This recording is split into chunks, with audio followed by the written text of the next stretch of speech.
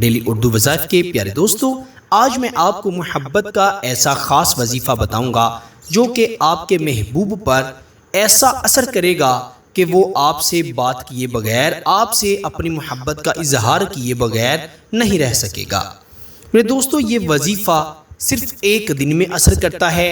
سخت دل انسان کو اپنی محبت میں پاگل کرنے کا یہ بڑا ہی مجرب وظیفہ ہے۔ آپ نے رات کے وقت باوضو ہو کر یہ وظیفہ پڑھنا ہے۔ جائے نماز پر بیٹھ جائیں یا جس جگہ پر سونے جا رہے ہیں یا لیٹنے جا رہے ہیں، وہاں پر آپ یہ وظیفہ بیٹھ کر یا لیٹ کر پڑھ سکتے ہیں۔ دونوں صورتوں میں انشاءاللہ یہ آپ پر بہترین اثر کرے گا۔